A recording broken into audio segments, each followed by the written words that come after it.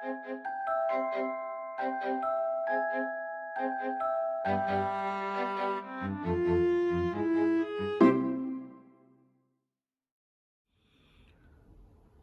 students, MNC Education welcomes you all.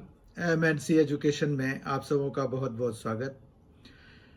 In today's video session, we are going to start revision series for CBSE 2021.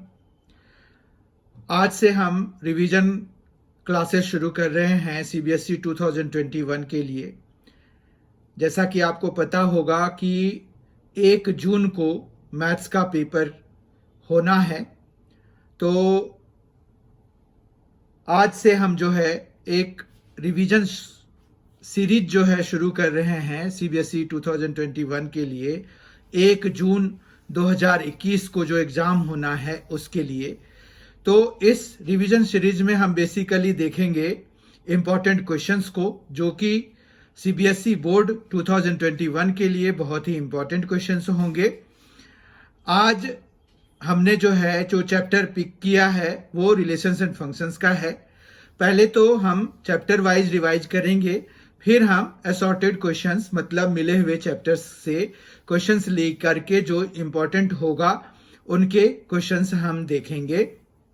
तो पहले तो chapter wise है, हमारे पास total 13 chapters हैं और इस बारी जो 2021 का जो सिलेबस CBSE ने जारी किया है उसमें यह है कि कुछ चीज़ें उन्होंने काट दी हैं. चीज़ों को इजी बनाने के लिए सिलेबस को कम किया है उन्होंने. बर्डन को कम करने के लिए स्टूडेंट पे जो बर्डन पड़ जाता, क्योंकि स्कूल इस साल तो हुए नहीं, बिल्कुल भी पिछले साल भी नहीं हुए. इस साल शुरुआत करने की बात की गई है, कुछ आ रहे हैं कुछ नहीं भी आ रहे हैं, तो वो ना के मान के चलिए.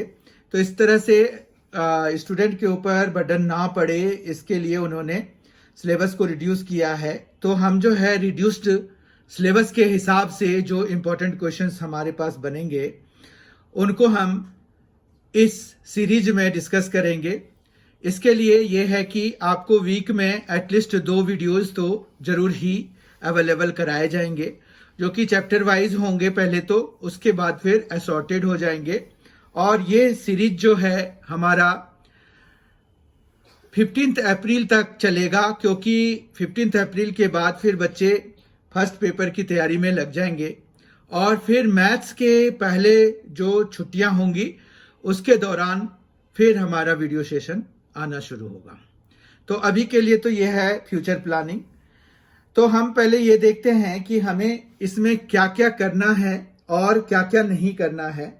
तो यहाँ पर रिलेशंस एंड फंक्शंस की बात अगर कर रहे हैं, जो कि हमारा चैप्टर 1 है, तो उसमें हमें जो बेसिकली करना है वो करना है टाइप्स ऑफ रिलेशंस. ठीक है, टाइप्स ऑफ रिलेशंस करना है. उसके बाद हमें जो है टाइप्स ऑफ फंक्शंस भी करना है. तो types of relations and types of functions, ये 2 चीजें हमें फर्स्ट चैप्टर से करना है. उसके बाद जो है हमारे पास कट क्या क्या है. तो अगर आप NCERT के कंटेंट पेज पर जाएंगे तो वहां पर आपको दिखेगा 1.1 इंट्रोडक्शन. अगर NCERT बुक आपके पास पड़ी हुई है तो आप उसके कंटेंट पेज को खोलिए. जब आप उसके कंटेंट पेज पर जाएंगे तो आपको वहां पर फॉरवर्ड्स मिलेंगे. फॉरवर्ड, प्रीफेस, फिर जो है 1, यहाँ पर चैप्टर के नाम है रिलेशंस एंड फंक्शंस.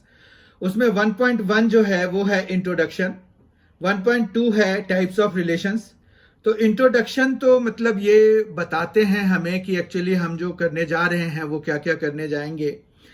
उसके बाद मतलब इसका क्या एप्लीकेशन है वो सब. तो ये तो चलिए हमने जो हमारा वीडियो है MNC एजुकेशन के प्लेलिस्ट 12th का जो मैथ्स का बना हुआ है प्लेलिस्ट, उसमें ये सारी चीज़ें डिस्कस कर चुके हैं हम. अभी चूंकि रिवीजन कर रहे हैं हम बोर्ड के लिए, तो हमें जो है इंट्रोडक्शन की उतनी आवश्यकता नहीं है. 1.2 में दिया हुआ है वहां पर कंटेंट पेज पे ही, वो है टाइप्स ऑफ रिलेशंस. 1.3 है टाइप्स ऑफ फंक्शंस. तो तो ये 1.2 और 1.3 हमें करना है। 1.4 composition of functions and invertible function, इस बारी हमारे पास सिलेबस में से उन्होंने रिड्यूस कर दिया है, हटा दिया है 2021 के बोर्ड एग्जाम के लिए। और बाइनरी ऑपरेशंस उन्होंने पहले ही हटा दिए थे। तो इस तरह से हमें जो है सिर्फ यही दोनों चीजें पेपर की तैयारी के लिए करना है इस बारी, ठीक है। अब जो है ये तो काफी इंट्रोडक्शन हो गया हमारा कि कैसा सा इसका स्वरूप रहेगा, स्ट्रक्चर कैसा रहेगा। आपका जो ये सीरीज आज से शुरू हो रहा है, सीबीएसई का 2021 रिवीजन सीरीज जो शुरू हो रहा है, तो उसमें जो है हमारे पास पहला टाइप्स ऑफ रिलेशंस और टाइप्स ऑफ फंक्शंस, बस दो चीजें हमें करनी है। तो टाइप्स ऑफ रिलेशंस में एक रिकैप टाइप अगर हम देखें तो टाइप्स ऑफ रिलेशंस में हमारे पास 3 टाइप्स थे। एक था रिफ्लेक्सिव, दूसरा था सिमेट्रिक और तीसरा है ट्रांजिटिव, ठीक है। तो फिर हम अगर रिफ्लेक्सिव भी है, कोई सिमेट्रिक भी है और ट्रांजिटिव भी है, तो हम ऐसे फंक्शन को, ऐसे रिलेशन को हम क्या कह देते थे, इक्विवेलेंस रिलेशन, ठीक है। तो ये सारी चीजें तो हमें पता है। फिर टाइप्स ऑफ फंक्शंस की बात करें अगर, तो हमारे पास 2 तरह के फंक्शन थे। एक 1 फंक्शन को इंजेक्टिव फंक्शन भी हम कहते थे, और इसमें क्या होता था कि कोई भी जो एलिमेंट है, मतलब जैसे डोमेन में से हमने कोई एलिमेंट लिया तो उसके लिए 1 एंड ओनली 1 हमारे पास इमेज आते थे, यूनिक इमेज आते थे। तो इसीलिए ये 1 कहलाता है कि एक डोमेन के एक सदस्य के लिए एक ही सदस्य आपको रेंज में से आएगा। 1 member for each member of domain set, we have 1 member for the range set, ठीक है। कोडोमेन में भी उसके रिलेटेड एक ही एलिमेंट होते हैं। फिर हमारे पास यहां पर एक आता था ऑन टू, मतलब दूसरा टाइप है फंक्शन का ऑन टू फंक्शन, जिसको कि सर्जेक्टिव कहते हैं। तो इस तरह से अगर आप देखें तो जब 1 फंक्शन हम करते थे तो इंजेक्टिव हो गया, ऑन टू करते थे तो सर्जेक्टिव हो गया, और अगर कोई फंक्शन है ये दोनों ही सेटिस्फाई करता था तो वो बाइजेक्टिव हो जाता था, ठीक है। अब इसके आगे हमें नहीं करना है इस बारी के पेपर के लिए, ठीक है। 2021 के सिलेबस के हिसाब से हमें इसके आगे नहीं जाना है, ओके। तो इस तरह से हमने ओवरऑल देख लिया, एक रिकैप टाइप देख लिया कि हमारे पास जो है क्या क्या हमें करना है बेसिकली। अब इसमें क्वेश्चन का क्या स्वरूप रहेगा, क्या स्ट्रक्चर रहेगा, तो उसके हिसाब से हमने यहां पर क्वेश्चन सेलेक्ट किए हैं। ये बहुत ही इंपॉर्टेंट क्वेश्चंस हैं, आप बहुत ही ध्यान से देखिए। पहले आप खुद से इनको सॉल्व करने का प्रयास कीजिए। If you get some trouble, then you see you watch the video for that question। और अगर आपने सॉल्व कर लिया पूरी तरह से तो भी फॉर की मतलब आपने सही किया है, या कोई और मेथड किसी और तरीके से उसको किया जाना चाहिए था, तो उसकी जानकारी के लिए भी आप वीडियो जरूर देखिए। मतलब in any case you need to see the video, but पहले अटेम्प्ट आप खुद से करने का प्रयास कीजिए। क्वेश्चन नंबर 1 आज के सेशन का है, let W denote the set of words in English dictionary, define the relation R by, ये ऐसे लिखते हैं, it is phrase used for denoting a relation. यहां पर यह है कि define the relation R by R x y belonging to W cross W such that x and y have at least one letter in common. Show that this relation R is reflexive and symmetric but not transitive। क्या बात हो गई यहां पर, हमें जो है पहले तो W क्या रिप्रेजेंट कर रहा है, set of words in English dictionary. Define the relation R by x y belonging to W cross W such that x and y have at least one letter in common. Show that this relation R is reflexive and symmetric but not transitive. अब देखिए यहां पर reflexive हो जाएगा, उसके लिए हमें यहां पर जैसे सॉल्यूशन हम करेंगे तो जैसे लिखना कैसे है, तो लिखना है इसको जैसे यहां पर आप क्या करेंगे, रिफ्लेक्सिव के लिए यहां पर हेडिंग डाल दीजिए। यहां पर हम लेते हैं कि लेट एक्स एक्स, यहां पर क्या होता है कि हर एक एलिमेंट खुद से रिलेटेड होना चाहिए, तो एक्स एक्स लेना पड़ता है, बिलोंग्स टू आर। ठीक है, x x belongs to R. तो इसका यह मतलब हुआ कि x and x have at least one letter in common. तो अगर आप देखेंगे तो कोई भी वर्ड है अगर, तो खुद के साथ तो उनके सारे ही लेटर कॉमन हो जाते हैं, जो एक्स में होगा वो तो सारे एक्स में होंगे ही, ये ऑब्वियस सी बात है। तो विच इज ऑलवेज ट्रू। ठीक है, यहां पर ये है कि दिस इंप्लाइज, जो रिलेशन का डेफिनेशन दिया हुआ है उस पर हम जाते हैं कि अगर हमने x comma x belonging to R लिया है, व्हाट डज दिस मीन कि x and x have at least one letter in common, this implies r is reflexive. तो ये हमारा हो गया ट्रू कि भाई ये रिफ्लेक्सिव है। अब सिमेट्रिक के लिए क्या करेंगे, सिमेट्रिक के लिए हमारे पास फिर से इसी तरह से जैसे रिफ्लेक्सिव के लिए हेडिंग डाला है उसी तरह से सिमेट्रिक के लिए हम हेडिंग डाल देंगे। सिमेट्रिक में क्या हमें लेना होगा, let x y belonging to R. इसका मतलब क्या हुआ कि x and y have at least one letter in common.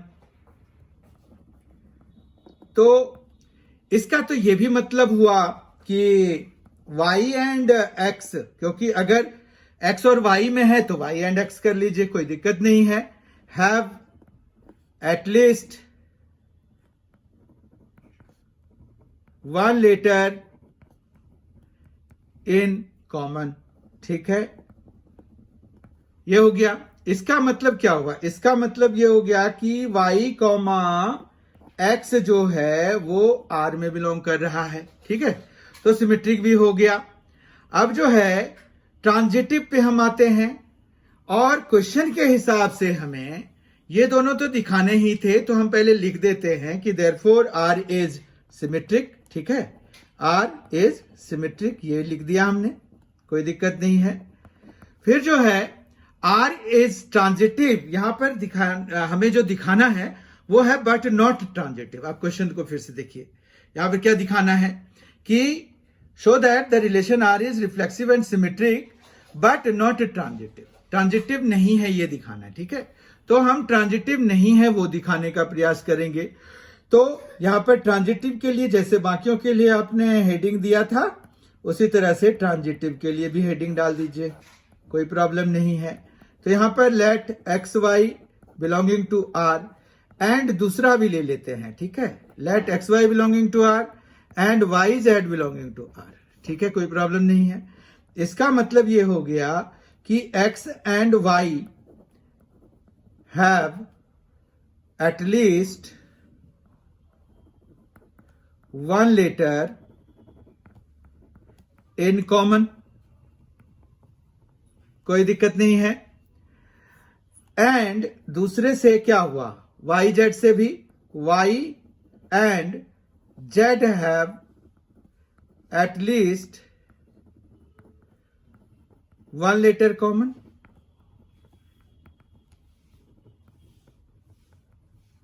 कोई प्रॉब्लम नहीं है। ठीक है, अब देखिए इसका क्या मतलब हुआ, एक्स और वाई में एक लेटर अगर कॉमन है और वाई और जेड में एक लेटर कॉमन है, तो कोई जरूरी थोड़ी है कि एक्स और जेड में भी एक लेटर कॉमन होंगे, एटलीस्ट वन लेटर कॉमन होंगे, ऐसा जरूरी तो नहीं है, है ना। जैसे आप यहां पर कुछ भी ले लीजिए, जैसे आप ले लीजिए कि एक्स के लिए क्या ले सकते हैं, आप कोई ऐसा लेटर लीजिए जिसको कि, और छोटा ले लीजिए कि जैसे आपने ले लिया कैट। ठीक है, कैट ले लिया। अब एटलीस्ट 1 लेटर तो कॉमन है ना। उसके बाद यहां पर ले लिया आपने, यहां पर ले लिया, क्या लिया जा सकता है, दूसरा ले लेते हैं ट्रू, मतलब y के लिए हम ट्रू ले लेंगे, और तीसरा हम ले लेते हैं रन। ठीक है, अगर आप देखिए तो यहां पर क्या है कि आपके पास t जो है इन दोनों में कॉमन है, यू कैन सी इट। ठीक है, और फिर आर यू, यहां पर भी आर यू है, पर आप देखिए अगर तो CAT और RUN में कुछ भी कॉमन नहीं है ना। तो ये एग्जाम्पल आपको प्रोवाइड करना होगा व्हाइल राइटिंग योर आंसर। ठीक है, तो यहां पर इसका मतलब ये हुआ, ये तो चलिए हमने एग्जाम्पल लिया, ये तो आप अभी नहीं लिखेंगे, बाद में लिखेंगे, पहले लिख देते हैं विच does not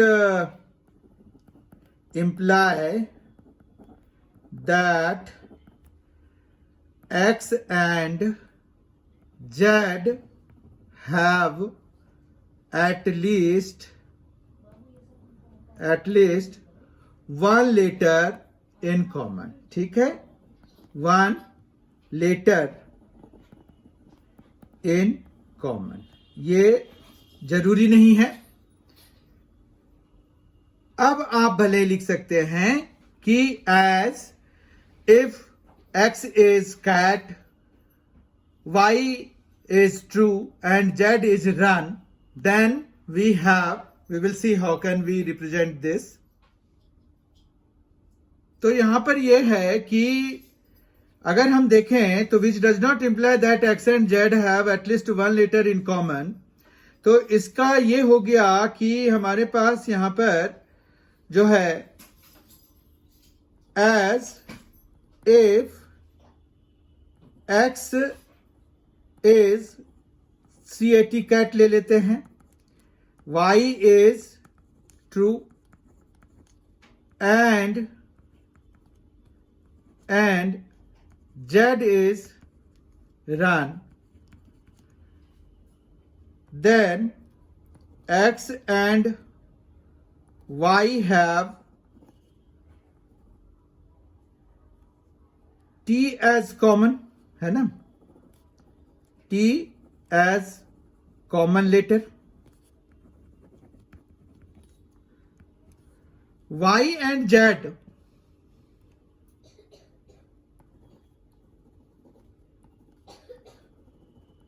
have U and E, R and U as common letters,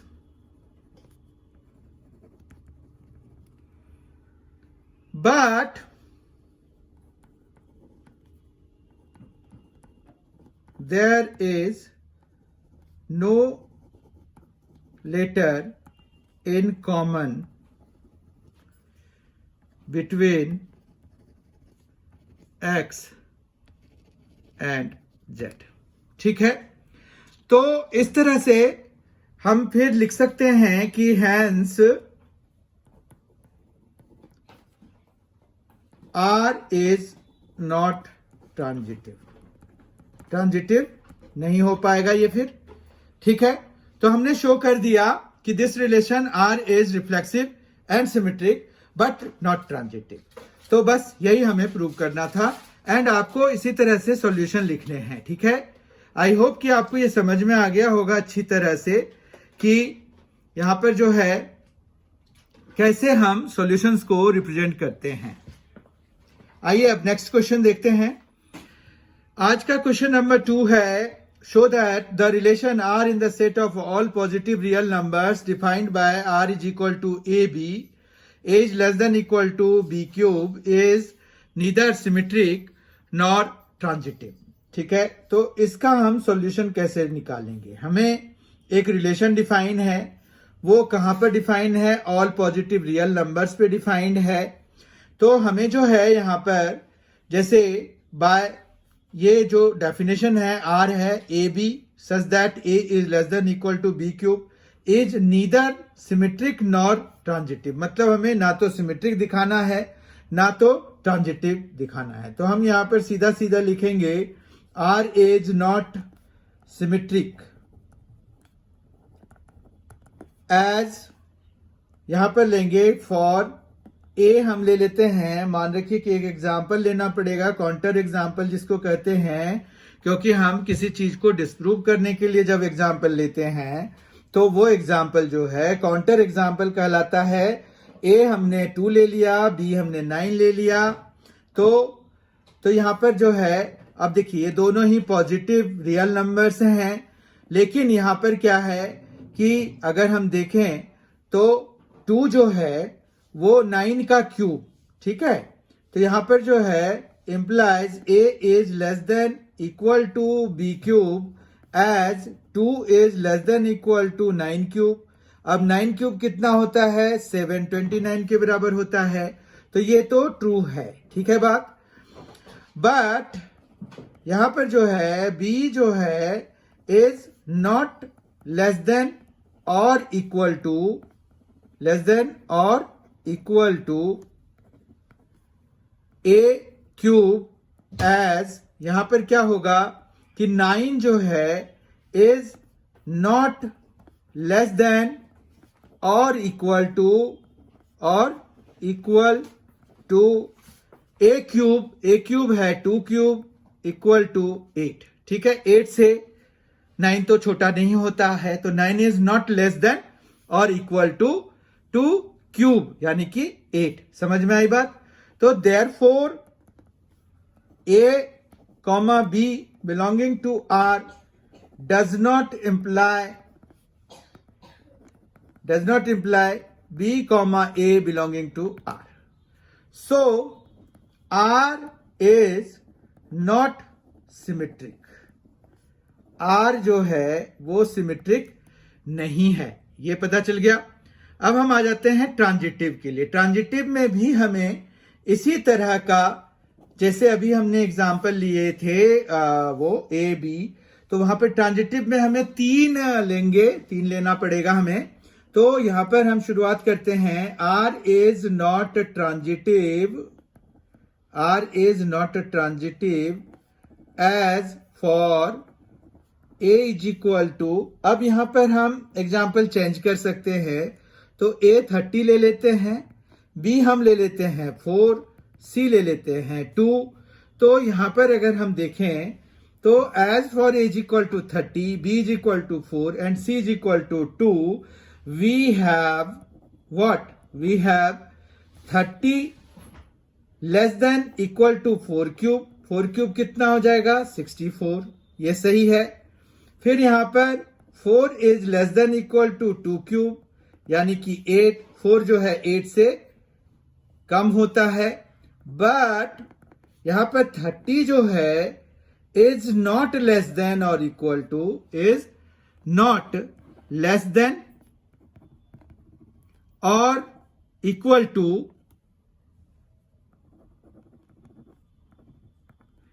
to यहां पर 8 लिखेंगे क्योंकि 2 क्यूब इक्वल टू 8, ठीक है, समझ में आया। तो ये हो गया कि ये ट्रांजिटिव नहीं हुआ। अभी हमने नॉट सिमेट्रिक दिखा दिया था, तो यहां पर सो आर इज नॉट ट्रांजिटिव भी हमारा प्रूव हो गया। समझ में आ गया होगा, आई होप, ठीक है। तो हैंस प्रूव्ड हो गया, जो चीज हमें 2 पार्ट्स थे इसके, वो दोनों ही पार्ट्स हमने कर लिए, राइट। अगला क्वेश्चन जो है हमारा क्वेश्चन नंबर 3, वो fill in the blanks type का क्वेश्चन है। आपको इस चैप्टर से fill in the blanks type के क्वेश्चन भी पूछे जा सकते हैं, ठीक है। तो अगर फिल इन द ब्लैंक्स के क्वेश्चंस नहीं आएंगे इस बारी, तो हो सकता है 1 मार्कर में आ जाए, पर ये कंसेप्ट के लिए जरूरी है, तो लेट अस डू इट। ये भी इंपॉर्टेंट है, ये किसी भी फॉर्म में आपको पूछ सकते हैं, ठीक है। तो यहां पर इसको करते हैं, देखते हैं। A relation R in a set A is called dash if A1, A2 belonging to R implies A2, A1 belonging to R for all A1, A2 belonging to A। यहां सेट A पर एक relation R define है, तो उस relation को हम क्या कहेंगे, जिसमें कि अगर A1, A2 belonging to R है, तो इसका सीधा मतलब है कि A2, A1 भी R में बिलोंग करेगा। तो उसके लिए ये है कि उस रिलेशन को हम क्या कह देते हैं। हमारे पास तीन तरह के रिलेशन हैं। एक है रिफ्लेक्सिव, जिसमें क्या कि खुद से कोई भी एलिमेंट रिलेटेड होता है, मतलब यहां पर क्या हो जाएगा, A1 A1 belonging to R अगर होगा तो वो रिफ्लेक्सिव हो जाता है। फिर A1 A2 belonging to R implies A2 A1, ये है सिमेट्रिक के लिए। ठीक है, तो हम यहां पर सिमेट्रिक लिखेंगे, राइट। तो ये सिमेट्रिक हो जाता है, कोई प्रॉब्लम नहीं है। तो सिमेट्रिक कहलाता है कोई रिलेशन अगर A1 A2 belonging to R है, तो हर एक ऐसे पेयर के लिए हमारे पास उसका जो रिवर्स वाला पेयर है वो भी अगर है तो।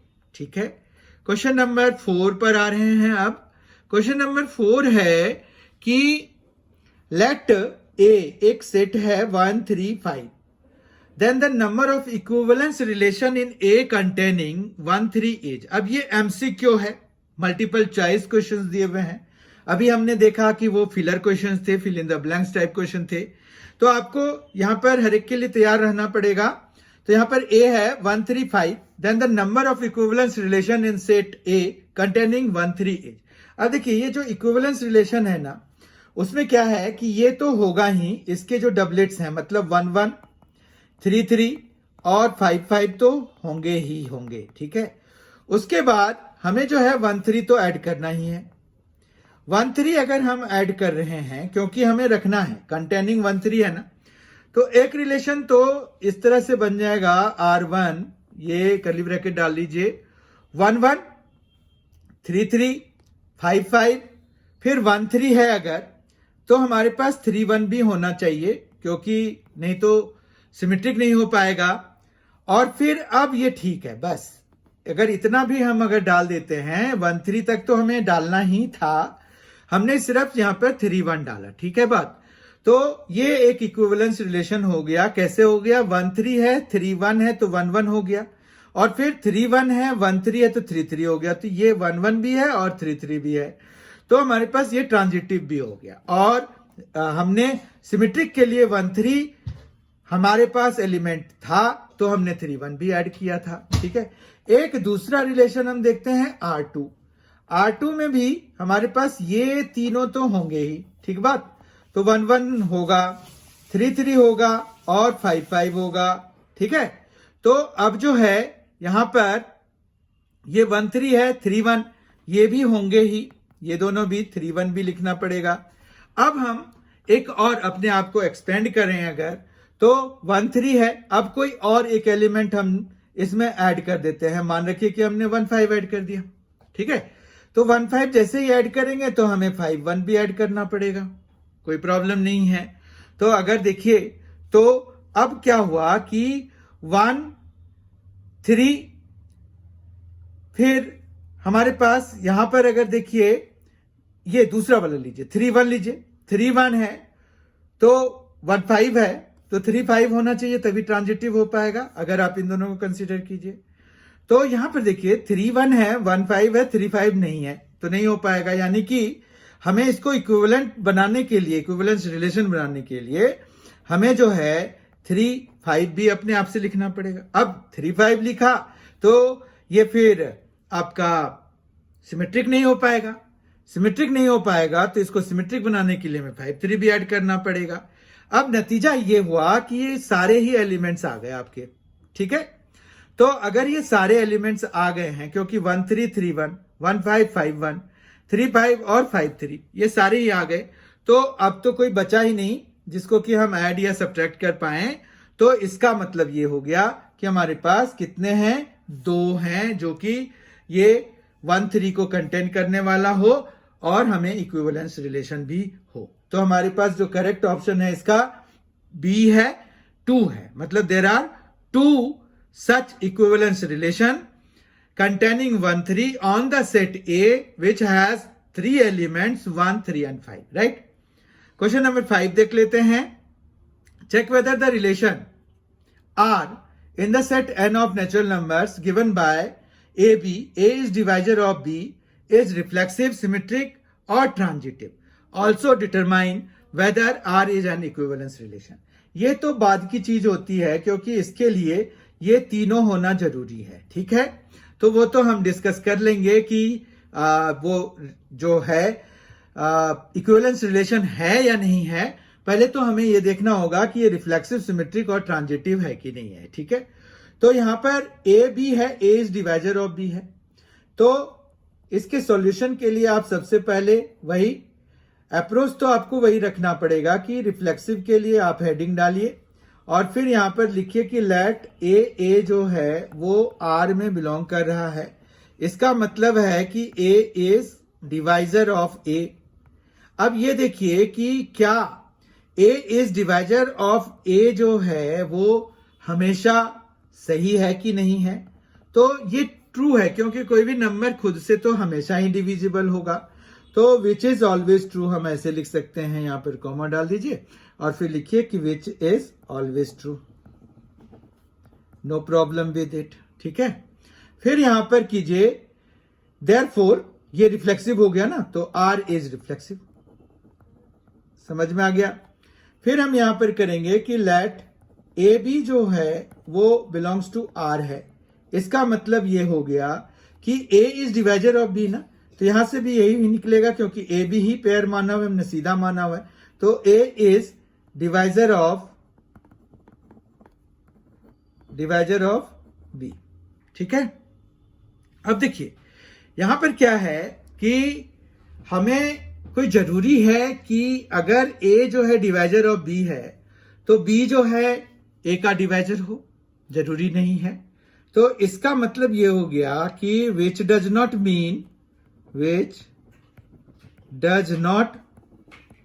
Mean that B is divisor of A. ठीक है, B is divisor of A जरूरी नहीं है। तो therefore R is not symmetric। ठीक है, ऐसा इसलिए तो काउंटर एग्जाम्पल भी आप ले सकते हैं। As for A is equal to 2 and B is equal to 6 and B is equal to 6। तो हम यहां पर देख रहे हैं कि ए को अगर 2 लें एंड बी को 6 लें तो we see that A is divisor of B, but B is not a divisor of A. ठीक है, तो ये हमने पहले ही लिख दिया है कि ये भाई सिमेट्रिक नहीं है, उसी का एक्सप्लेनेशन हमने दे दिया। फिर अब आ जाइए तीसरे पे कि ट्रांजिटिव है कि नहीं है। तो यहां पर ट्रांजिटिव के लिए हम क्या करेंगे, let A B belonging to R and B C belonging to R. तो this implies A is a divisor of B and यहां पर इससे B is divisor of C. तो इससे क्लियर कट पता है कि this implies A is divisor of C, क्योंकि ए बी को डिवाइड कर रहा है तो ए जो है बी का एक फैक्टर है, बी जो है सी को डिवाइड कर रहा है तो बी जो है सी का एक फैक्टर है, लेकिन ए जो है बी का भी फैक्टर है, यानी कि इसमें ए भी कंटेंट है ना। तो इसका यही मतलब हुआ कि जो ये है a is divisor of c होगा ही होगा। तो this implies a comma c belongs to R, so R is transitive. ठीक है, आर ट्रांजिटिव हो गया, राइट। अब देखिए यहां पर हमारे पास क्या हुआ कि आर जो है रिफ्लेक्सिव हुआ और आर जो है हमारा ट्रांजिटिव हुआ, लेकिन आर जो है सिमेट्रिक नहीं है। तो इसका मतलब है कि clearly R is not an equivalence relation नहीं है। क्यों नहीं है? As it is not symmetric. ये लिखना है आपको, it is not symmetric. तो इस तरह से आज की क्लास में हमने, आज के इस वीडियो सेशन में हमने 5 बहुत ही इंपॉर्टेंट क्वेश्चंस चैप्टर 1 से रिलेटेड किए. हमने कुछ कंसेप्ट्स जो रिवीजन में जरूरी हैं उसको डिस्कस किया, और फिर जो है हमने 5 क्वेश्चंस बहुत ही इंपॉर्टेंट जो कि सीबीएसई बोर्ड 2021 के लिए, जो कि 1 जून को उसकी डेटशीट आ गई है, तो 1 जून को संभावित है और उसको होना है, मतलब it is scheduled for that day if there is no change there. तो ये जो है 1 जून की हम तैयारी कर रहे हैं. ये फर्स्ट सेट है. आपको जो है इसका सेकंड सेट भी बहुत ही जल्द अवेलेबल करा दिया जाएगा, और वीक में हम एटलीस्ट 2 वीडियोस जो है इस रिवीजन सीरीज का लेकर आएंगे. जिन लोगों ने सब्सक्राइब नहीं किया है तो प्लीज सब्सक्राइब कर लीजिए, और अगर आपको ये वीडियो पसंद आया है तो आप उसको लाइक कर दीजिए, अपने दोस्तों के साथ स्टडी ग्रुप में शेयर भी कर दीजिए. बहुत ही जल्द आपके सामने मैं सेकंड सेट के साथ आऊंगा. तब तक के लिए thank you so much. Thank you so much for being with us. Thanks a lot. Enjoy yourself.